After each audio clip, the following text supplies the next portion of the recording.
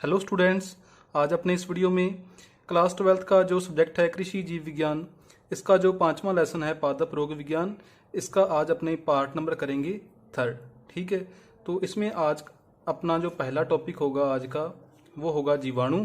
तो सबसे पहले अपने पढ़ते हैं जीवाणु के बारे में। तो अपनी हेडिंग है जीवाणु। सबसे पहले अपने पढ़ते हैं जीवाणु के कुछ लक्षण कि जीवाणु कैसे होते हैं। तो सबसे पहले है कि जीवाणु प्रोकैरियोटिक होते हैं। प्रोकैरियोटिक का मतलब कि जीवाणुओं के अंदर सुविकसित केंद्रक एब्सेंट होता है। ठीक है, तो जीवाणु क्या होते हैं? प्रोकैरियोटिक होते हैं तथा एक कोशिकीय सूक्ष्म जीव होते हैं। मतलब सिर्फ ये एक ही कोशिका के बने होते हैं और सूक्ष्म जीव होते हैं, मतलब नग्न आंखों से नहीं दिखाई देते, इन्हें अपने माइक्रोस्कोप की सहायता से देख सकते हैं। तो फर्स्ट लाइन क्या है कि जीवाणु प्रोकैरियोटिक होते हैं, एक कोशिकीय होते हैं और सूक्ष्म जीव होते हैं। दूसरा पॉइंट है कि द्विखंडन द्वारा इनका विभाजन होता है। मतलब मान लो ये कोई एक जीवाणु है, ठीक है, द्विखंडन द्वारा मतलब ये बीच में से दो पार्टों में डिवाइड हो जाता है। ठीक है, और दो अलग अलग कोशिकाएं बन जाती हैं। मतलब कोशिका दो भागों में विभाजित हो जाती है और दो जीवाणुओं का निर्माण हो जाता है। ठीक है, तो द्विखंडन द्वारा इनका विभाजन होता है। तीसरा आता है कि जीवाणु की खोज किसने की थी। तो जीवाणु की खोज करने वाला वैज्ञानिक है ल्यूवेनहॉक। सबसे इंपॉर्टेंट है कि जीवाणु की खोज किसने की थी? ल्यूवेनहॉक ने की थी। इन्होंने इसे क्या नाम दिया था? एनिमलक्यूल्स। तो आपने याद रखना है कि ल्यूवेनहॉक ने जीवाणु की खोज की थी और इसने जीवाणु को क्या नाम दिया था शुरू के अंदर? एनिमलक्यूल्स। और जीवित कोशिका की खोज किसने की थी? ल्यूवेनहॉक ने। अपने पढ़ते हैं जीव विज्ञान के अंदर कि मृत कोशिका की खोज किसने की थी? रॉबर्ट हुक ने। और जीवित कोशिका की खोज किसने की थी? ल्यूवेनहॉक ने। ठीक है, और वो जीवित कोशिका कौन सी थी? जीवाणु ही था वो। कि जीवाणु की खोज किसने की थी? ल्यूवेनहॉक ने। और ल्यूवेनहॉक ने उस जीवाणु को क्या नाम दिया था? एनिमलक्यूल्स। नेक्स्ट आता है कि सर्वप्रथम टीजे ब्रिल वैज्ञानिक है एक। टीजे ब्रिल ने जीवाणु जनित पादप रोग की खोज की।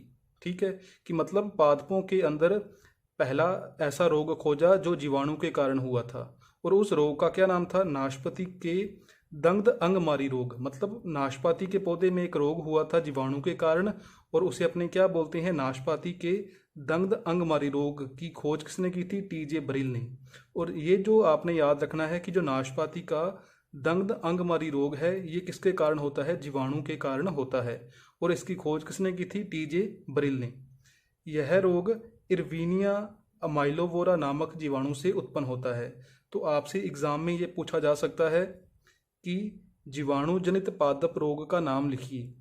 तो आपने उसका एग्जाम्पल याद रखना है। नाशपाती का जो दंग्ध अंगमारी रोग है ये एक जीवाणु जनित रोग है। कौन से जीवाणु के कारण होता है? इरवीनिया अमाइलोवोरा। और इसकी खोज किसने की थी? टीजे ब्रिल ने। नेक्स्ट अपनी मेन हेडिंग है जीवाणु के अंदर जीवाणु के गुण। तो कुछ पॉइंट तो आपने पहले पढ़ ही लिया था कि जो फर्स्ट लाइन है ये अपने अभी पढ़ी है कि जीवाणु एक कोशिकीय होते हैं और प्रोकैरियोटिक सूक्ष्म जीव होते हैं। दूसरी लाइन देखो कि जीवाणु की कोशिका भित्ति पेप्टिडोग्लाइकैन या म्यूरिन की बनी होती है। ठीक है, जैसे अपने पढ़ा है कि जो पादप की कोशिका भित्ति है, पादप की कोशिका भित्ति किसकी बनी होती है? सेल्यूलोज की। ठीक है, अभी आप पीछे पढ़ के गए थे कवक में, जो अपना पार्ट नंबर 2 था, कि जो कवक है, कवक की कोशिका भित्ति किसकी बनी होती है? काइटिन की। उसी प्रकार जो जीवाणु में कोशिका भित्ति पाई जाती है वो किसकी बनी होती है? पेप्टिडोग्लाइकैन या इसे अपने क्या बोलते हैं? म्यूरिन। ठीक है, तो ज़्यादातर एग्जाम में यही आता है पेप्टिडोग्लाइकैन। वैसे दोनों ही सही माने जाएंगे लेकिन ज़्यादा मात्रा में क्या होता है? पेप्टिडोग्लाइकैन। तो तीसरा पॉइंट देखिए कि इनमें ऊर्जा उत्पादन हेतु माइटोकॉन्ड्रिया नहीं होता। कि चाहे अपने बात करें पादपों की, चाहे अपने बात करें जंतुओं की, इनमें ऊर्जा का उत्पादन कौन करता है? माइटोकॉन्ड्रिया। की कोशिका में जो माइटोकॉन्ड्रिया पाया जाता है वो माइटोकॉन्ड्रिया ऊर्जा का निर्माण करता है। लेकिन जीवाणु की कोशिका में माइटोकॉन्ड्रिया एब्सेंट होता है। तो जीवाणु को ऊर्जा कहाँ से मिलती है? तो जीवाणु के अंदर पाया जाता है मीजोसोम। कि जीवाणु के अंदर श्वसन स्थल का कार्य कौन करता है? मीजोसोम करता है। मतलब मीजोसोम ही ऊर्जा का निर्माण करता है जीवाणुओं के अंदर। तो सबसे मोस्ट इंपॉर्टेंट गुण है, बार बार एग्जाम में पूछा जाता है, चाहे वो आपका जेट का एग्जाम ही क्यों ना हो, कि जीवाणुओं के अंदर माइटोकॉन्ड्रिया एब्सेंट होता है। तो माइटोकॉन्ड्रिया का काम क्या होता है? ऊर्जा का निर्माण करना। तो जब जीवाणु में ये एब्सेंट है तो जीवाणुओं में ऊर्जा का निर्माण कैसे होता है? तो जीवाणुओं में क्या पाया जाता है? मीजोसोम। ये मीजोसोम श्वसन स्थल का कार्य करता है जीवाणुओं में, मतलब ऊर्जा का निर्माण करता है। फिर अपने देखें चौथा पॉइंट कि जीवाणुओं में न्यूक्लिक अम्ल डीएनए व आरएनए होता है, मतलब उसमें डीएनए भी पाया जाता है और आरएनए भी पाया जाता है। पांचवा पॉइंट, अपने को पता है कि जीवाणु किस प्रकार की कोशिका है? प्रोकैरियोटिक। ठीक है, तो प्रोकैरियोटिक जीवों में कौन सा राइबोसोम होता है? 17S राइबोसोम होता है। तो जीवाणु में भी कौन सा राइबोसोम होता है? 17S राइबोसोम होता है। राइबोसोम किसका बना होता है? प्रोटीन व आरएनए से मिलकर बना होता है। तो ये सबसे इंपॉर्टेंट है। अभी तक आपने नहीं पढ़ा होगा कि राइबोसोम चाहे वो 17S हो चाहे वो 80S हो, ये दोनों प्रकार का राइबोसोम प्रोटीन और आरएनए से मिलकर बना होता है। ठीक है, नेक्स्ट है इसका छठा गुण कि कुछ जीवाणुओं में जो अनुवांशिक पदार्थ डीएनए होता है, ठीक है, कि कुछ जीवाणुओं में अनुवांशिक पदार्थ डीएनए के अलावा एक या एक से अधिक वर्ताकार डीएनए अणु पाए जाते हैं, जिसे अपने प्लाज्मिड कहते हैं। ये आपने पढ़ा था जो सेकंड लेसन था पादप जैव प्रौद्योगिकी, कि मान लो ये एक जीवाणु का डायग्राम है। ठीक है, जीवाणु में न्यूक्लिक अम्ल दोनों पाए जाते हैं, डीएनए भी और आरएनए भी। लेकिन जो अनुवांशिक पदार्थ होता है वो कौन होता है? डीएनए होता है। मान लो ये जीवाणु के अंदर पाया गया डीएनए है, लेकिन ये क्या कहता है कि कुछ जीवाणुओं में डीएनए के अलावा एक या एक से अधिक वर्ताकार डीएनए पाए जाते हैं। इस प्रकार ये वर्ताकार डीएनए है। ठीक है, ये तो मुख्य डीएनए है, ये है अतिरिक्त डीएनए, और ये डीएनए किस प्रकार का है? वर्ताकार।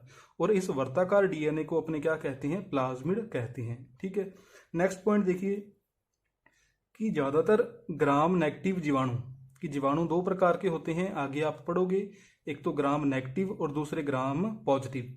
कि ज्यादातर ग्राम नेगेटिव जीवाणु पादप रोग उत्पन्न करते हैं, जैसे जैंथोमोनास, स्यूडोमोनास। ये दो जीवाणु हैं जो किस प्रकार के हैं? Gram negative. ये कहता है कि दो प्रकार के जीवाणु हैं, ग्राम पॉजिटिव और ग्राम नेगेटिव। लेकिन ज्यादातर जो ग्राम नेगेटिव प्रकार के जीवाणु होते हैं ये पौधों में रोग उत्पन्न करते हैं, जैसे जैंथोमोनास और स्यूडोमोनास। लेकिन कुछ ग्राम पॉजिटिव जीवाणु भी हैं जो रोग उत्पन्न करते हैं, जैसे कैल्वीबैक्टर और स्ट्रेप्टोमाइसिस। मान लो टोटल पृथ्वी पर मान लो 100 जीवाणु हैं, 100 में से आप मान के चलो एग्जाम्पल के तौर पर कि 50 ग्राम पॉजिटिव हैं और 50 ग्राम नेगेटिव हैं। तो यहाँ पर ये क्या कहते हैं कि जो ज़्यादातर रोग उत्पन्न करते हैं ना, वो कौन करते हैं? ग्राम नेगेटिव ही करते हैं। ऐसे तो बहुत जो ग्राम पॉजिटिव हैं ये बहुत कम है जो पौधों में रोग उत्पन्न करते हैं। मान लो अपने कह सकते हैं कि 50 में से 5 ही ऐसे ग्राम पॉजिटिव जीवाणु हैं जो पौधों में रोग उत्पन्न करते हैं। ज़्यादातर पौधों में रोग उत्पन्न करने वाले जीवाणु कौन से होते हैं? Gram negative. नेक्स्ट अपना पॉइंट है जीवाणु कोशिका की आकारिकी। ठीक है, तो आकारिकी ये आपने बुक से ही पढ़नी है, आपको जो नोट्स हैं पीडीएफ की फॉर्म में मिलेंगे उसमें मिल जाएगा। इसमें कोई भी आपको समझाने वाली बात नहीं है, तो ये आपने सिंपल नोट्सों से या बुक से ही पढ़नी है। नेक्स्ट अपना मेन पॉइंट है जो एग्जाम के अंदर बड़ा क्वेश्चन आ सकता है, 4 नंबर का, 2 नंबर का भी आ सकता है, जीवाणु की संरचना। ठीक है, एग्जाम में क्वेश्चन आता है कि जीवाणु की संरचना का वर्णन कीजिए। तो इसमें पहला पॉइंट आपने क्या लिखना है कि जीवाणु के अंदर जो कोशिका भित्ति है वो क्या होती है? उपस्थित होती है। फिर ये कहता है कि कोशिका भित्ति के बाहर एक श्लेष्मा की परत पाई जाती है, जिसे अपने क्या बोलते हैं? कैप्सूल या संपुटिका कहते हैं। ठीक है, कि कोशिका भित्ति तो पाई ही जाती है, लेकिन कोशिका भित्ति के बाहर भी एक परत पाई जाती है, उसे अपने क्या बोलते हैं? कैप्सूल या संपुटिका। थर्ड पॉइंट क्या है कि पाइलिन प्रोटीन से निर्मित पाइलाई पाए जाते हैं, कि एक प्रोटीन है पाइलिन, इस पाइलिन प्रोटीन से बने हुए एक संरचना पाई जाती है और उस संरचना को अपने क्या बोलते हैं? पाइलाई। इस पाइलाई का क्या योगदान है कि मान लो ये एक जीवाणु है, ये दूसरा जीवाणु है, इस जीवाणु में यहाँ पर धागेनुमा संरचना पाई जाती है, उसे अपने क्या बोलते हैं? पाइलाई, और इसमें भी यहाँ पर पाई गई है। जब ये दोनों जीवाणु आपस में जुड़ते हैं, ठीक है, जनन करते हैं, उसकी एक विधि होती है संयुग्मन। आपके सिलेबस में नहीं है, लेकिन जीवाणुओं में जनन की एक विधि है संयुग्मन। संयुग्मन की क्रिया में क्या है कि दोनों जीवाणु आपस में जुड़ते हैं और आपस में जो उनका आनुवंशिक पदार्थ होता है उसका आदान प्रदान करते हैं। तो संयुग्मन के समय दोनों जीवाणुओं के आपस में जुड़ने में और आनुवंशिक पदार्थ के आदान प्रदान में ये जो पाइलाई होते हैं ये क्या होते हैं, सहायक होते हैं। नेक्स्ट पॉइंट देखो कि इसमें न्यूक्लियोइड या जीनोफोर उपस्थित होता है। न्यूक्लियोइड या जीनोफोर अपने किसे कहते हैं, अविकसित केंद्रक को, क्योंकि अपने को पता है कि जीवाणु किस प्रकार की कोशिका है, प्रोकैरियोटिक। तो प्रोकैरियोटिक कोशिका है तो इसमें अविकसित केंद्रक पाया जाएगा, और अविकसित केंद्रक को अपने क्या बोलते हैं, न्यूक्लियोइड या जीनोफोर। नेक्स्ट है इसमें कि जीवाणु के अंदर मीजोसोम पाया जाता है। अभी अपने पढ़ा था कि जीवाणु के अंदर जो माइटोकॉन्ड्रिया है वो एब्सेंट होता है और मीजोसोम इसमें प्रेजेंट होता है। इसमें राइबोसोम कौन सा होता है, 17S राइबोसोम होता है। इसके अलावा आप इसकी संरचना में लिख सकते हो कि इसमें आरएनए भी पाया जाता है, इसमें डीएनए भी पाया जाता है, इसमें प्लाज्मिड भी पाया जाता है। ठीक है, अपने जीवाणु का एक डायग्राम बनाते हैं, फिर आपको अच्छी तरह से समझ में आएगा। तो देखिए यहाँ पर अपने डायग्राम बनाते हैं जीवाणु का, कि जीवाणु में सबसे पहले क्या पाई जाती है, ये मान लो अपने उसकी बना दी कोशिका भित्ति। ये कोशिका भित्ति है। फिर आपने पढ़ा था कि कोशिका भित्ति के बाहर श्लेष्मा की एक परत पाई जाती है, और उस श्लेष्मा की परत को अपने क्या बोलते हैं, कैप्सूल या संपुटिका। तो ये है अपना कैप्सूल या संपुटिका। फिर कोशिका भित्ति के अंदर कौन सी परत पाई जाएगी, कोशिका झिल्ली। तो ये है कोशिका झिल्ली, इस प्रकार।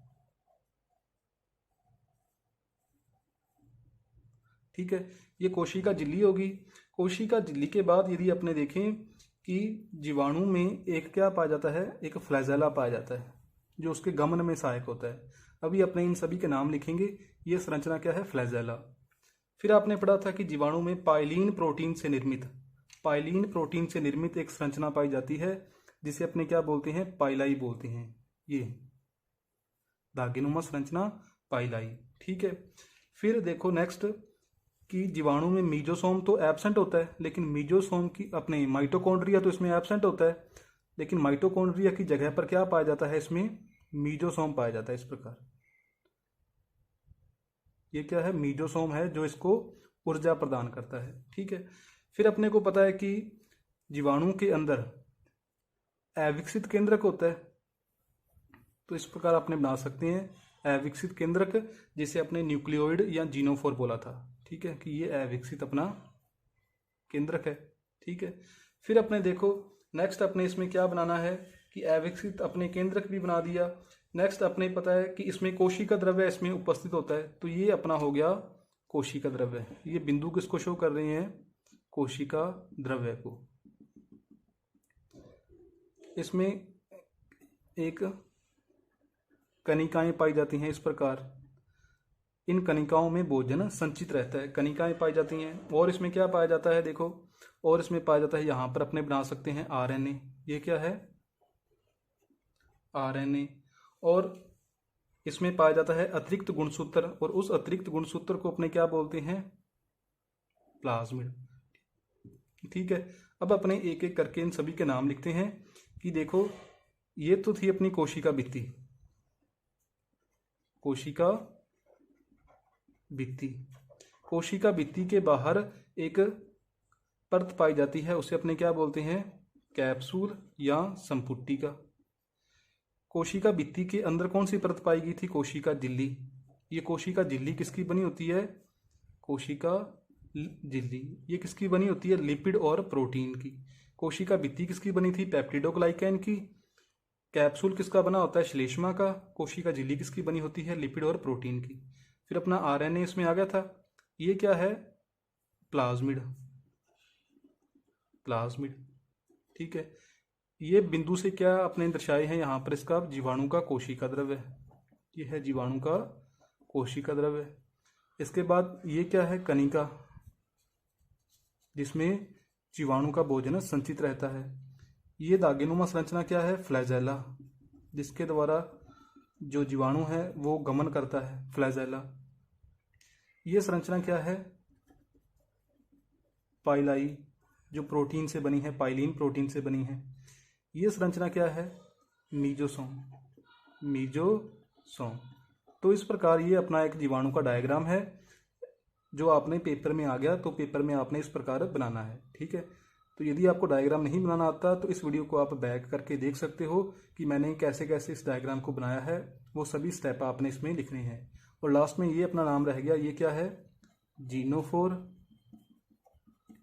या न्यूक्लियोइड, जिसके अंदर क्या पाया जाता है, डीएनए पाया जाता है। ठीक है, डीएनए भी हो गया, आरएनए भी हो गया और प्लाज्मिड भी हो गया। ठीक है, और 17S राइबोसोम कि यहाँ पर अपने बना सकते हैं 17S राइबोसोम लास्ट में, वैसे ही यहाँ पर बना दो कि ये क्या है, 17S राइबोसोम। तो इस प्रकार ये अपना जीवाणु का जो डायग्राम है वो क्या हो गया, कंप्लीट हो गया। तो इस प्रकार ये अति महत्वपूर्ण है, एग्जाम के अंदर आ सकता है। तो ये अपने संरचना उस डायग्राम के अंदर देख ली कि जीवाणु में कोशिका भित्ति उपस्थित होती है। कोशिका भित्ति के बाहर श्लेष्मा की परत पाई जाती है जिसे अपने कैप्सूल या संपुटिका कहते हैं। पाइलिन प्रोटीन से निर्मित क्या पाए जाते हैं, पाइलाई पाए जाते हैं। न्यूक्लियोइड या जीनोफोर उपस्थित होता है, मतलब अविकसित केंद्रक पाया जाता है। इसमें मीजोसोम होता है, 17S राइबोसोम होता है, आरएनए, डीएनए और प्लाज्मिड भी प्रेजेंट होते हैं।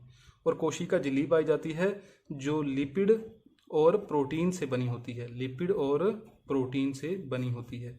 ठीक है, नेक्स्ट अपने पढ़ते हैं जीवाणु कोशिका के मुख्य अंग कि मतलब जीवाणु के डायग्राम में आपने जितनी भी संरचनाएं बनाई थी उन सभी के बारे में पढ़ना है।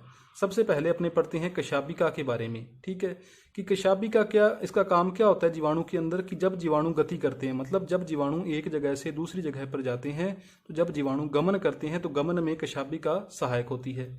ये कशाबिका को अपने इंग्लिश में क्या बोलते हैं, फ्लैजेला। और ये जो फ्लैजेला है ये प्रोटीन के बने होते हैं और उस प्रोटीन को अपने क्या बोलते हैं, फ्लैजेलिन। ठीक है, ये अपने याद रखना है कि फ्लैजेला किसके बने होते हैं, फ्लैजेलिन के बने होते हैं।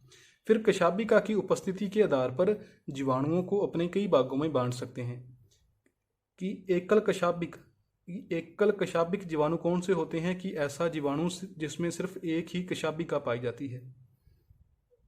इसका उदाहरण है जैंथोमोनास। जैंथोमोनास जो जीवाणु है इसमें सिर्फ एक ही कशाबिका पाई जाती है, और ऐसा जीवाणु जिसमें एक कशाबिका पाई जाती है उसे अपने बोलते हैं एकल कशाबिक। दूसरा है उभय कशाबिक, इसके एग्जाम्पल हैं स्यूडोमोनास, नाइट्रोसोमोनास। उभय कशाबिक जीवाणु कौन से होते हैं, ऐसे जीवाणु जिसमें दोनों साइडों पर, ठीक है, यहाँ पर भी और यहाँ पर भी, दोनों साइडों पर कशाबिकाएं पाई जाती हैं। ठीक है, फिर है एकल गुच्छ कशाबिक, जिसका एग्जाम्पल है माइकोबैक्टीरियम। एकल गुच्छ कशाबिक के अंदर कौन से जीवाणु आते हैं, ऐसे जीवाणु जिसमें एक ही सिरे पर कशाबिका होती है लेकिन वो गुच्छों में होती हैं, मतलब एक सिरे पर काफ़ी सारी कशाबिकाएं पाई जाती हैं। यहाँ पर एक एक कशाबिका थी, एक सिरे पर एक ही कशाबिका है तो एकल कशाबिक, दोनों सिरों पर एक एक है तो उभय कशाबिक, एक ही सिरे पर गुच्छे में कशाबिकाएं हैं तो एकल गुच्छ कशाबिक। फिर है द्विगुच्छ कशाबिक। द्विगुच्छ कशाबिक का मतलब कि जीवाणु के दोनों सिरों पर गुच्छों में कशाबिकाएं पाई जाएंगी, इस प्रकार। ठीक है, और इसका एग्जाम्पल क्या है, साल्मोनेला। और पांचवा प्रकार है जीवाणु का परिरोमी, मतलब ऐसा जीवाणु जिसके चारों ओर कशाबिकाएं पाई जाती हैं, और इसका एग्जाम्पल क्या है, इरवीनिया। और लास्ट में है अकशाबिक, इसका एग्जाम्पल है माइक्रोकॉस, मतलब ऐसा जीवाणु जिसमें कशाबिका एब्सेंट होती है, उसमें एक भी कशाबिका नहीं पाई जाती, उसे अपने क्या बोलते हैं, अकशाबिक। और इसका एग्जाम्पल क्या है, माइक्रोकॉस। ठीक है, तो कशाबिका के बाद दूसरा पॉइंट है अपना कोशिका भित्ति। तो मैंने आपको बताया था कि कोशिका भित्ति किसकी बनी होती है जीवाणु के अंदर, पेप्टिडोग्लाइकैन या म्यूरेन की। ठीक है, तो ये सबसे बाहर वाला आवरण होता है और इसका काम क्या होता है, सुरक्षा प्रदान करना। ठीक है, तो नेक्स्ट देखिए, कोशिका भित्ति को अपने थोड़ा सा डिटेल में पढ़ना है, ये काफ़ी इंपॉर्टेंट है। तो देखिए यहाँ पर एक साइंटिस्ट है H.C. ग्राम, ये वैज्ञानिक है एक H.C. ग्राम। H.C. ग्राम ने जीवाणु कोशिका को अभिरंजन के आधार पर दो भागों में विभाजित किया। अभिरंजन होता है मतलब उस पर कलर चढ़ाना, रंग चढ़ाना, कि H.C. ग्राम ने जीवाणु कोशिकाओं को अभिरंजन के आधार पर दो भागों में विभाजित किया। कौन कौन से, जो आपने पहले पढ़े थे, ग्राम पॉजिटिव और ग्राम नेगेटिव। ग्राम पॉजिटिव को हिंदी में क्या बोलते हैं, ग्राम ग्राही, और ग्राम नेगेटिव को अपने क्या बोलते हैं, ग्राम अग्राही। तो दोनों में अंतर आ सकता है कि ग्राम पॉजिटिव और ग्राम नेगेटिव में अंतर लिखो, या ग्राम पॉजिटिव जीवाणु में कौन से लक्षण होते हैं वो लक्षण लिखो, ग्राम नेगेटिव में कौन से लक्षण होते हैं वो लक्षण लिखो, या इनमें अंतर भी आ सकता है। तो देखिए पहला पॉइंट कि जो ग्राम ग्राही या ग्राम पॉजिटिव जीवाणु होते हैं इनकी कोशिका भित्ति मोटी होती है, और जो ग्राम नेगेटिव जीवाणु होते हैं इनकी कोशिका भित्ति पतली होती है। ठीक है।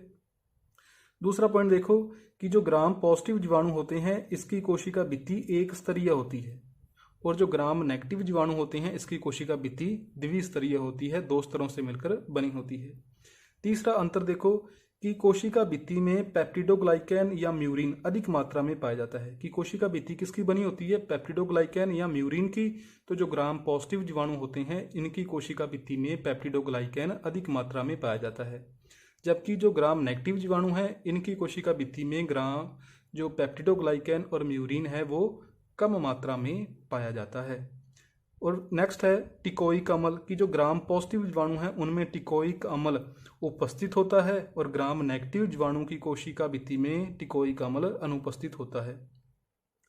पांचवा देखो कि जो ग्राम पॉजिटिव जीवाणु होते हैं इनकी कोशिका भित्ति में जो लिपिड है, लिपिड कम मात्रा में पाया जाता है, और ग्राम पॉजिटिव और जो ग्राम नेगेटिव जीवाणु की कोशिका भित्ति में लिपिड अधिक मात्रा में पाया जाता है। ठीक है। छठा अंतर देखो कि जो ग्राम पॉजिटिव जीवाणु हैं या ग्राम ग्राही जीवाणु हैं ये रोग उत्पन्न कम करते हैं, मतलब पादपों के अंदर कम चांस है कि ग्राम पॉजिटिव जीवाणु के द्वारा रोग उत्पन्न हो, लेकिन जो अधिकांश जीवाणु जनित रोग हैं वो किनके कारण होते हैं, ग्राम अग्राही या ग्राम नेगेटिव जीवाणु। मतलब पादपों के अंदर जितने भी रोग जीवाणुओं के कारण होते हैं उनमें से ज़्यादातर जीवाणु जनित रोग कौन से जीवाणु के कारण होते हैं, ग्राम नेगेटिव जीवाणु के कारण होते हैं। और लास्ट में एग्जाम्पल लिखा हुआ है कि ग्राम पॉजिटिव जीवाणु का यहाँ पर एक नाम लिखा हुआ है बैसिलस, और ग्राम नेगेटिव जीवाणु का नाम लिखा हुआ है जैंथोमोनास और स्यूडोमोनास। तो ये अंतर है, मोस्ट इंपॉर्टेंट है एग्जाम के पॉइंट ऑफ व्यू से, तो इसको आपने अच्छी तरह से पढ़ना है, याद करना है। तो कोशिका भित्ति के बाद नेक्स्ट आता है कोशिका झिल्ली कि कोशिका भित्ति के अंदर कौन सा आवरण पाया जाता है, कोशिका झिल्ली पाई जाती है। और कोशिका झिल्ली किसकी बनी होती है, लिपिड और प्रोटीन की बनी होती है, लिपिड और प्रोटीन की बनी होती है। ठीक है।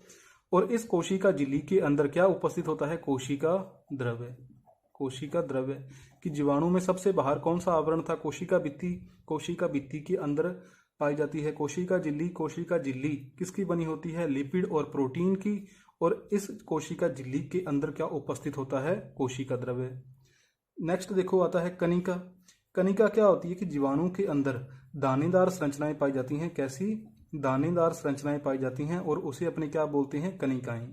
इन कनिकाओं के अंदर जो भोजन है या खाद्य पदार्थ है, खाद्य पदार्थ संचित होता है।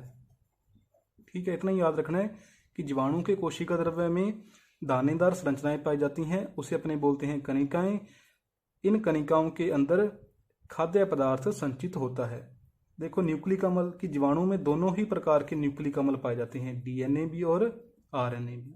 ठीक है, सिंपल है, बस इतना ही याद रखना आपने। फिर प्लाज्मिड कि कुछ जीवाणुओं के अंदर मुख्य गुणसूत्र के अलावा, ठीक है, ये मुख्य गुणसूत्र है कि कुछ जीवाणुओं के अंदर मुख्य गुणसूत्र के अलावा एक अतिरिक्त गुणसूत्र भी पाया जाता है, एक अतिरिक्त डीएनए पाया जाता है। और वो डीएनए किस प्रकार का होता है, वर्ताकार होता है। और उस वर्ताकार डीएनए को अपने क्या बोलते हैं, प्लाज्मिड बोलते हैं। दोबारा अपने फिर रिपीट कर देते हैं कि कुछ जीवाणुओं के अंदर मुख्य डीएनए या मुख्य गुणसूत्र के अलावा एक अतिरिक्त गुणसूत्र या अतिरिक्त डीएनए पाया जाता है जो वर्ताकार होता है। और उस अतिरिक्त डीएनए को या अतिरिक्त गुणसूत्र को अपने क्या बोलते हैं, प्लाज्मिड बोलते हैं। फिर है मीजोसोम या मध्यकाय। मीजोसोम या मध्यकाय क्या होती है कि आपको पता है कि जीवाणु के अंदर जो माइटोकॉन्ड्रिया है, माइटोकॉन्ड्रिया एब्सेंट होता है, और माइटोकॉन्ड्रिया की जगह पर क्या पाया जाता है, मीजोसोम पाया जाता है। ये मीजोसोम जीवाणु के अंदर श्वसन का कार्य करता है, मतलब ये श्वसन स्थल होता है। जीवाणु के अंदर श्वसन की क्रिया कहाँ पर होती है, मीजोसोम के अंदर होती है। तो जब जीवाणु में श्वसन मीजोसोम में होता है तो मीजोसोम के द्वारा ही जीवाणु के अंदर ऊर्जा का उत्पादन होता है।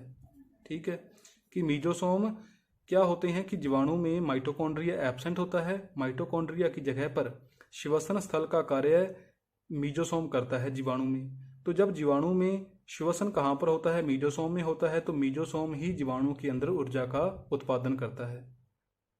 नेक्स्ट अपना मेन हेडिंग आती है जीवाणुओं का वर्गीकरण। कि यहाँ पर एक साइंटिस्ट है सबसे पहले D.H. बर्गी, कि D.H. बर्गी ने बर्गीज मैनुअल ऑफ डिटर्मिनेटिव बैक्टीरियोलॉजी में किया। कि D.H. बर्गी ने एक बुक लिखी, कौन सी बुक लिखी, और उस बुक के अंदर क्या किया, उसने जीवाणुओं का वर्गीकरण किया, और उस बुक का नाम क्या है, बर्गीज मैनुअल ऑफ डिटर्मिनेटिव बैक्टीरियोलॉजी। इसके अंदर D.H. बर्गी ने जीवाणुओं का वर्गीकरण किया।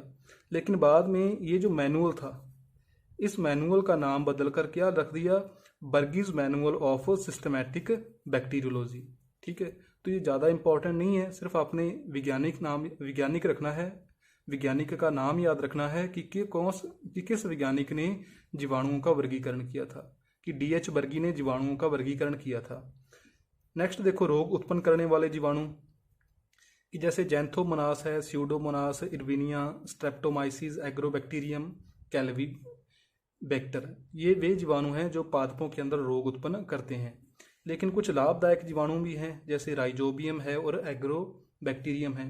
आप सभी ने पढ़ा हुआ है कि जो राइजोबियम जीवाणु हैं, ये जो लेग्यूमिनेसी कुल के पौधे होते हैं, लेग्यूमिनेसी कुल के पौधे होते हैं, उन पौधों की जड़ों में कौन से जीवाणु पाए जाते हैं, राइजोबियम जीवाणु पाए जाते हैं, जिसके कारण वो पौधे क्या करते हैं, नाइट्रोजन का स्थिरीकरण करते हैं, नाइट्रोजन का स्थिरीकरण करते हैं। और दूसरा जो एग्रोबैक्टीरियम जीवाणु है, आपने पढ़ा हुआ है, जो सेकंड लेसन था आपका पादप जैव प्रौद्योगिकी में पढ़ा था इस जीवाणु के बारे में, कि जो एग्रोबैक्टीरियम जीवाणु होता है, इस जीवाणु के अंदर जो प्लाज्मिड पाया जाता है, ठीक है, Ti प्लाज्मिड और Ri प्लाज्मिड, इन प्लाज्मिड का यूज़ अपने वाहक के रूप में करते हैं। ठीक है, कि जो एग्रोबैक्टीरियम जीवाणु है, इसके अंदर जो प्लाज्मिड पाए जाते हैं, उस प्लाज्मिड का उपयोग अपने करते हैं वाहक के रूप में, मतलब वांछित जीन को एक जगह से दूसरी जगह पर लेके जाने के लिए। तो इस प्रकार एग्रोबैक्टीरियम है, ये जीवाणु भी लाभदायक होता है। ठीक है, इस एग्रोबैक्टीरियम जीवाणु को अपने प्रकृति का अनुवांशिक अभियंता भी कहते हैं, प्रकृति का अनुवांशिक अभियंता,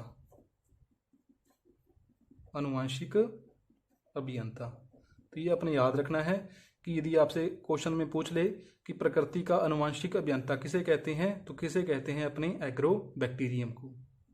तो जीवाणु अपना कंप्लीट हो गया। जीवाणु के बाद फिर आता है आगे वाला सूक्ष्म जीव फाइटोप्लाज्मा। कि फाइटोप्लाज्मा के बारे में किसने बताया था, वैज्ञानिक है डोई। कि डोई और उसके सहयोगियों ने बताया कि माइकोप्लाज्मा जैसे कुछ सूक्ष्म जीव होते हैं जो पादपों में रोग उत्पन्न करते हैं। ठीक है, कि माइकोप्लाज्मा जैसे ही कुछ सूक्ष्म जीव हैं जो पादपों में रोग उत्पन्न करते हैं। किसने बताया था, डोई ने।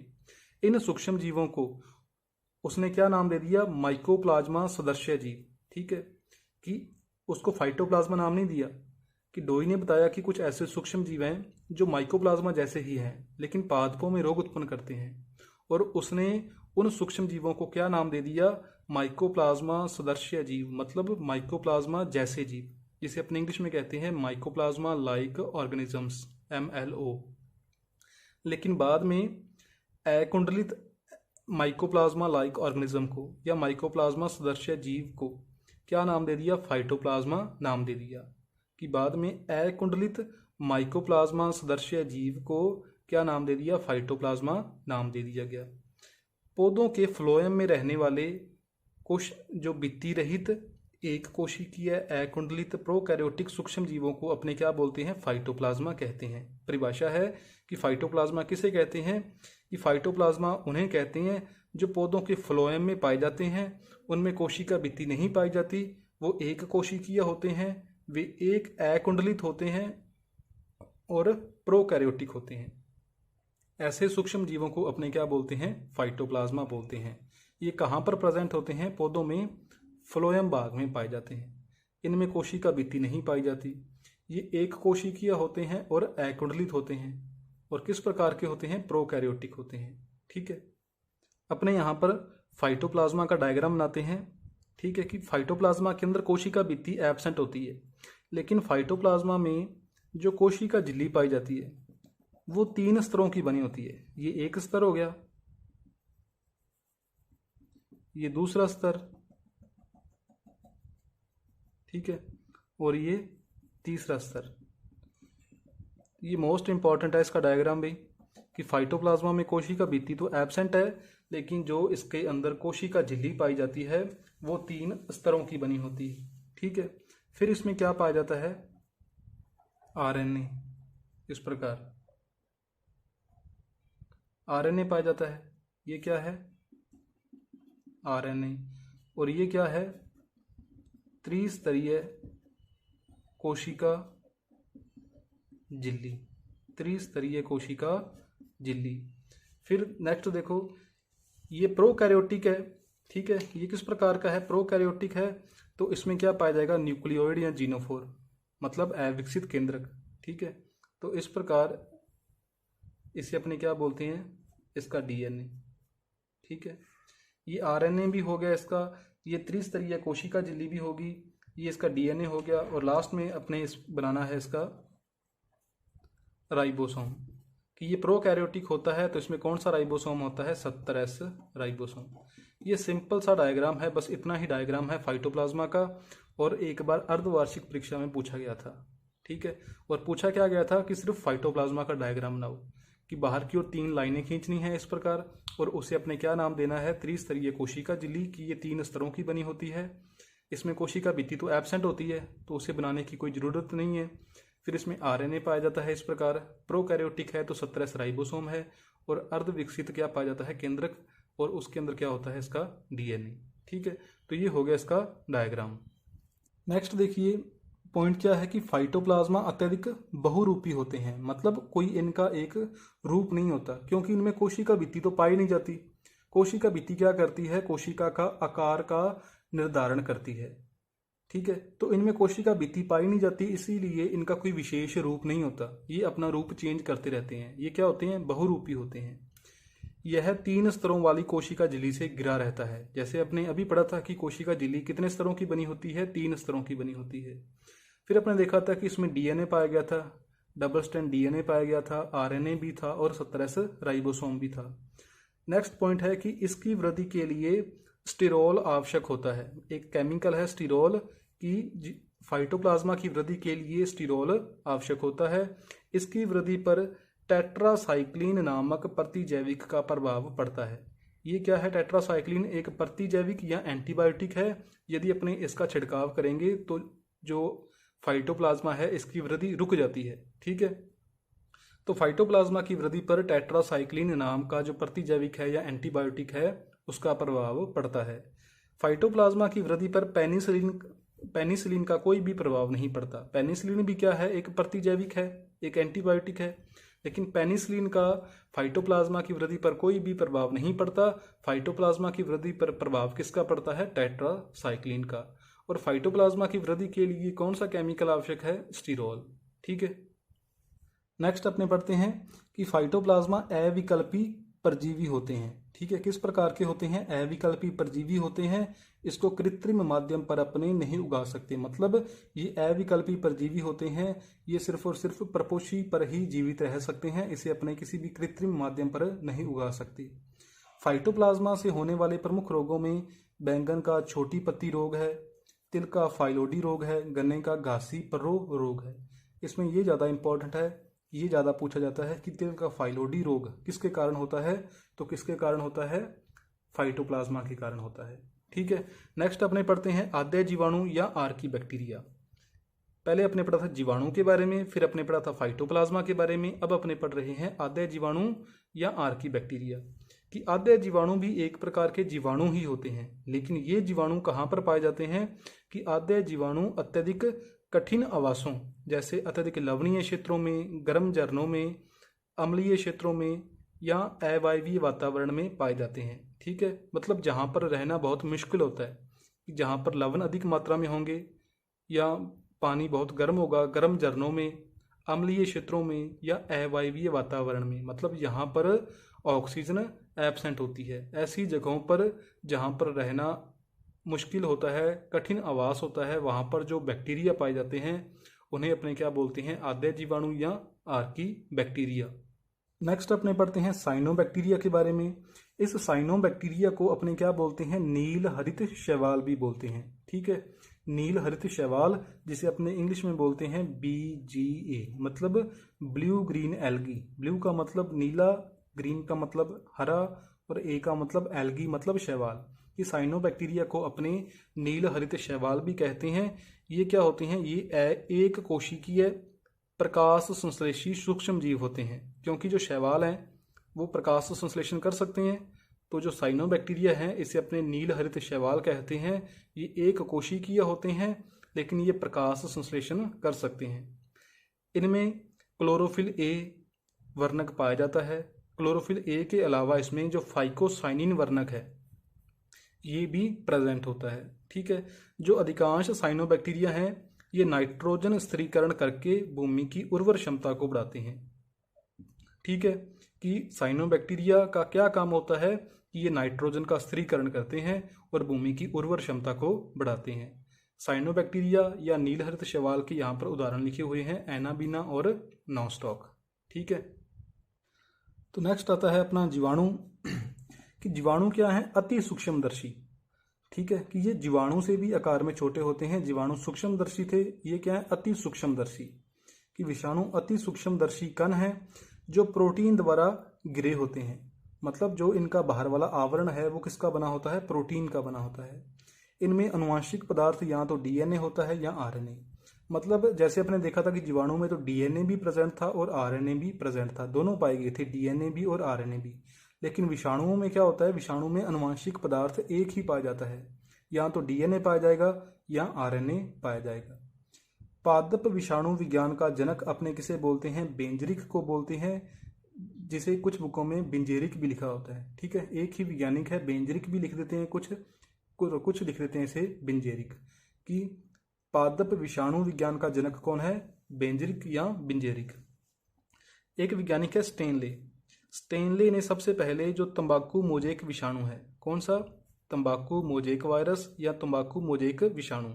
स्टेनले ने तंबाकू मोजेक विषाणु को क्रिस्टल रूप से प्राप्त किया, मतलब इसने उसको अलग कर लिया, और इस कार्य हेतु 1946 में उसे नोबेल पुरस्कार भी मिला था। तो ये इसलिए नोबेल पुरस्कार इसे मिला था, तो इसी कारण ये काफ़ी महत्वपूर्ण वैज्ञानिक है कि स्टेनले ने तंबाकू मोजेक विषाणु को प्राप्त किया था और इसीलिए उसे 1946 में नोबेल पुरस्कार मिला था।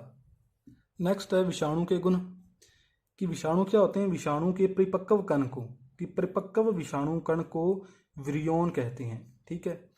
विषाणु में अनुवांशिक पदार्थ या तो डीएनए होता है या क्या होता है? आरएनए होता है, और ये अनुवांशिक पदार्थ एक प्रोटीन के आवरण से ढका रहता है, और उस प्रोटीन के आवरण को अपने क्या बोलते हैं? कैप्सिड बोलते हैं। कि मान लो एक कोई विषाणु है, विषाणु में अनुवांशिक पदार्थ क्या है? आरएनए, और वो आरएनए एक प्रोटीन के आवरण के द्वारा घिरा होता है, और उस प्रोटीन के आवरण को अपने क्या बोलते हैं? कैप्सिड। ये जो विषाणु हैं ये ताप के प्रति संवेदनशील होते हैं। ठीक है, मतलब ताप का इन पर प्रभाव पड़ता है। अधिकतर जो पादप विषाणु होते हैं, मतलब ऐसे विषाणु जो पौधों में रोग उत्पन्न करते हैं, उनके अंदर जो अनुवांशिक पदार्थ होता है वो पाया जाता है आरएनए। ठीक है, जैसे तंबाकू मोजेक वायरस। तंबाकू मोजेक वायरस में जो अनुवांशिक पदार्थ होता है वो कौन सा होता है? आरएनए। लेकिन कॉलीफ्लावर मोजेक वायरस है, इसमें कौन सा पाया जाता है? डीएनए। कि जो ज़्यादातर पादप विषाणु हैं उनमें अनुवांशिक पदार्थ क्या होता है? आरएनए। लेकिन कुछ ऐसे पादप वायरस हैं जिनमें अनुवांशिक पदार्थ क्या होता है? डीएनए। एग्जाम्पल क्या है? कॉलीफ्लावर मोजेक वायरस, जो पादपों में रोग उत्पन्न करता है, और इसमें अनुवांशिक पदार्थ क्या होता है? डीएनए। पांचवा गुण क्या है? कि विषाणुओं का न्यूक्लिक अम्ल संक्रमणकारी होता है, जबकि प्रोटीन सुरक्षा कवच का कार्य करता है। ठीक है, कि जो अपने को पता है कि विषाणु संक्रमणकारी होते हैं, ये रोग फैलाते हैं। विषाणु के अंदर दो चीज़ें पाई जाती हैं, एक तो न्यूक्लिक अम्ल और दूसरा प्रोटीन। तो ये कहता है कि जो संक्रमण का काम है वो कौन करता है? न्यूक्लिक अम्ल। जो प्रोटीन है ये तो उसे सुरक्षा का प्रदान करते हैं। फिर नेक्स्ट गुण है कि विषाणु अकोशिकीय होते हैं। अभी अपने पढ़े हैं कि जो जीव हैं वो दो प्रकार के होते हैं, एक कोशिकीय या बहुकोशिकीय। लेकिन विषाणु किस प्रकार का है? अकोशिकीय, कि इसमें कोशिका होती ही नहीं है। नेक्स्ट है कि यह है न्यूक्लियो प्रोटीन के बने होते हैं। मतलब सिंपल सी बात है कि विषाणु के अंदर क्या होता है? एक तो न्यूक्लिक अम्ल और दूसरा क्या होता है? प्रोटीन। तो वही बात यहाँ पर पॉइंट लिखा हुआ है कि विषाणु न्यूक्लियो प्रोटीन के बने होते हैं, मतलब न्यूक्लिक अम्ल और प्रोटीन के बने होते हैं। यह प्रोटीन संश्लेषण हेतु प्रपोषी की कोशिका के राइबोसोम पर निर्भर करते हैं कि राइबोसोम का क्या काम होता है, प्रोटीन का निर्माण करना। अब विषाणु में राइबोसोम एब्सेंट होता है, तो ये प्रोटीन का निर्माण करने के लिए जो प्रपोषी की कोशिका के अंदर जो राइबोसोम पाया जाता है उस पर निर्भर होते हैं। ये अविकल्पी परजीवी होते हैं, मतलब सिर्फ प्रपोषी की कोशिका के अंदर ही वृद्धि कर सकते हैं, उसके बाहर वृद्धि नहीं कर सकते। नेक्स्ट है कि पादपों में विषाणु जनित रोग, मतलब पादपों के अंदर कौन कौन से ऐसे रोग हैं जो विषाणु के कारण होते हैं। जैसे पहला है तंबाकू मोजेक विषाणु, कपास का पर्णकुंचन रोग, मिर्च व टमाटर का पर्णकुंचन रोग। ये कुछ ऐसे रोग हैं पादपों में जो विषाणु के कारण होते हैं। नेक्स्ट है विषाणु के बाद जीवाणुभोजी। जीवाणुभोजी क्या होते हैं? जीवाणुभोजी एक प्रकार के विषाणु ही होते हैं, ठीक है। जीवाणुभोजी क्या होते हैं? विषाणु ही होते हैं, लेकिन ऐसे विषाणु होते हैं जो दूसरे जीवाणु को खा जाते हैं। मतलब वह विषाणु जो जीवाणु कोशिकाओं को संक्रमित करते हैं उन्हें अपने क्या बोलते हैं? जीवाणुभोजी। मतलब ऐसे विषाणु जो भोजन के रूप में जीवाणुओं को खाते हैं उसे अपने क्या बोलते हैं? जीवाणुभोजी। जीवाणुभोजी की खोज किसने की थी? टवार्ट और डी हरेल ने खोज की थी, लेकिन जीवाणुभोजी नाम किसने दिया था? डी हरेल ने दिया था, ठीक है। अपने कहते हैं कि गंगा नदी है जो वो पवित्र नदी है, ठीक है। तो गंगा नदी पवित्र क्यों मानी जाती है? क्योंकि गंगा नदी का जो पानी साफ रहने के लिए जीवाणुभोजी उत्तरदायी हैं। अपने यदि गंगा नदी में डुबकी लगाते हैं, नहाते हैं, तो अपने शरीर पर जितने भी जीवाणु होते हैं उन जीवाणुओं को कौन खा जाता है? जीवाणुभोजी। क्योंकि गंगा नदी के पानी में क्या पाए जाते हैं? जीवाणुभोजी, जिसके कारण जो गंगा नदी है इसका पानी साफ रहता है और ये पवित्र भी मानी जाती है। नेक्स्ट है वायरोइड। वायरोइड की खोज किसने की थी? टी.ओ. डाइनर ने, ठीक है। ये वायरस नहीं है, ध्यान से देखो क्या है, वायरोइड। इसकी खोज किसने की थी? टी.ओ. डाइनर ने। वायरोइड जनित पादप रोग, मतलब पादपों के अंदर ऐसा कौन सा रोग है जो वायरोइड के कारण होता है? तो आलू का तरकुकंद रोग। आलू का तरकुकंद रोग किसके कारण होता है? वायरोइड के कारण होता है। तो वायरोइड के बारे में अपने कुछ पॉइंट पढ़ते हैं कि वायरोइड भी अति सूक्ष्म वृत्ताकार होते हैं। मतलब ये अति सूक्ष्म होते हैं और किस प्रकार के होते हैं? वृत्ताकार होते हैं। इनका जो अनुभार है वो क्या होता है? निम्न होता है, मतलब कम होता है। ये एकल सूत्रीय होते हैं, मतलब द्विसूत्री नहीं होते, सिर्फ एक सूत्री होते हैं। और किस प्रकार के होते हैं? वृत्ताकार होते हैं। नगन राइबोन्यूक्लिक अम्ल के कण जो पौधों में संक्रमण कर रोग उत्पन्न करते हैं उसे अपने क्या बोलते हैं? वायरोइड बोलते हैं, ठीक है। कि इनके ऊपर कोई भी किसी प्रकार का आवरण नहीं पाया जाता। ये किस प्रकार के होते हैं? नगन होते हैं, ठीक है। और इसमें जो न्यूक्लिक अम्ल कौन सा पाया जाता है? आरएनए पाया जाता है। और अपने को पता है कि आरएनए किस प्रकार का होता है? एकल सूत्रीय होता है, ठीक है। कि जो वायरोइड हैं ये अति सूक्ष्म होते हैं, वृत्ताकार होते हैं, इनका अनुभार कम होता है, ये एक सूत्रीय होते हैं और इनके बाहर कोई भी आवरण नहीं पाया जाता। और ये पौधों में रोग उत्पन्न करते हैं। इनके गुण क्या हैं? कि इनमें केवल वृत्ताकार व एक सूत्रीय आरएनए नाम का न्यूक्लिक अम्ल पाया जाता है। मतलब इसमें न्यूक्लिक अम्ल कौन सा होता है? आरएनए होता है। वायरोइड में प्रोटीन का आवरण नहीं होता, मतलब जो न्यूक्लिक अम्ल है वो क्या होता है? नगन होता है। तीसरा, ये सबसे छोटे रोगजनक हैं जो केवल पौधों में ही रोग उत्पन्न करते हैं। इसमें इस लाइन के अंदर दो महत्वपूर्ण बातें आ गई कि रोगजनक मतलब ऐसे जीव जो पौधों में रोग उत्पन्न करते हैं। रोगजनक क्या होते हैं? कि ऐसे जीव जिनके अंदर रोग उत्पन्न करने की क्षमता होती है उसे अपने क्या बोलते हैं? रोगजनक। लेकिन जो वायरोइड हैं ये सबसे छोटे रोगजनक होते हैं, ठीक है।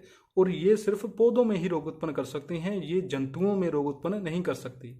कि वायरोइड सबसे छोटे आकार के रोगजनक हैं जो केवल पादपों में ही रोग उत्पन्न कर सकते हैं। ये क्या होते हैं? अविकल्पी परजीवी होते हैं। वायरोइड के बाद में नेक्स्ट है प्रियोन। तो प्रियोन की खोज किसने की थी? प्रूजिनर ने। पी से प्रियोन, पी से प्रूजिनर। प्रूजिनर का पूरा नाम क्या है? S B Prusiner. कि एस बी प्रूजिनर ने भेड़ व बकरी के जो सक्रेपी रोग है, सक्रेपी रोग में संक्रमणकारी प्रोटीन कण की खोज की और उसे क्या नाम दे दिया? प्रियोन, ठीक है। कि प्रियोन की खोज किसने की थी? प्रूजिनर ने। किसमें की थी? भेड़ और बकरी के अंदर एक रोग होता है सक्रेपी रोग, और वो सक्रेपी रोग किसके कारण होता है? कुछ कणों के कारण होता है। और वो कण किसके बने होते हैं? प्रोटीन के वो कण होते हैं, ठीक है। जिसके अंदर प्रोजीनर ने इसकी खोज की थी। नेक्स्ट देखो कि प्रियोन एक प्रोटीन में संक्रामक कण है, कि प्रियोन के अंदर सिर्फ क्या पाया जाता है, सिर्फ और सिर्फ प्रोटीन पाया जाता है, इसमें कोई भी न्यूक्लिक अम्ल नहीं पाया जाता, ठीक है। और इसमें जो संक्रमण का काम है वो कौन करता है, प्रोटीन करता है। कि वायरस था, वायरस के अंदर संक्रमण का काम कौन करता था, न्यूक्लिक अम्ल, प्रोटीन सुरक्षा का काम करता था। वायरोइड था, वायरोइड के अंदर भी रोग फैलाने का काम कौन करता था, न्यूक्लिक अम्ल। लेकिन जो प्रियोन है इसमें न्यूक्लिक अम्ल नहीं पाया जाता, इसमें जो संक्रमण का काम है वो कौन करता है, प्रोटीन करता है। कि प्रोटीन जो प्रियोन है वो एक प्रोटीन में संक्रामक कण है। इसे स्लो वायरस या पजलिंग प्रोटीन के नाम से भी जाना जाता है, ठीक है। कि प्रियोन को अपने स्लो वायरस भी कहते हैं या पजलिंग प्रोटीन भी कहते हैं। प्रियोन एकमात्र ऐसा रोगजनक है जिसमें न्यूक्लिक अम्ल नहीं होता, मतलब प्रियोन एकमात्र ऐसा जीव है जो रोग उत्पन्न करता है लेकिन इसमें न्यूक्लिक अम्ल नहीं पाया जाता। मतलब रोग फैलाने का काम कौन करता है, प्रोटीन ही करता है, क्योंकि ये सिर्फ प्रोटीन का ही बना होता है। पौधों में इसके द्वारा अभी तक कोई भी रोग ज्ञात नहीं है। मतलब प्रियोन के कारण सिर्फ और सिर्फ जीव जंतुओं के अंदर ही रोग होते हैं, पादपों में प्रियोन्स के कारण अभी तक कोई भी रोग नहीं हुआ है, ठीक है। तो ये अपना आज वाली वीडियो है, जो अपना आज वाला लेक्चर है इसे अपने यहीं पर ही समाप्त करते हैं। यदि आपको इस वीडियो के अंदर कोई भी डाउट हो तो आप कमेंट बॉक्स में कमेंट करके पूछ सकती हो। थैंक यू, मिलेंगे अपने एक नेक्स्ट वीडियो के साथ।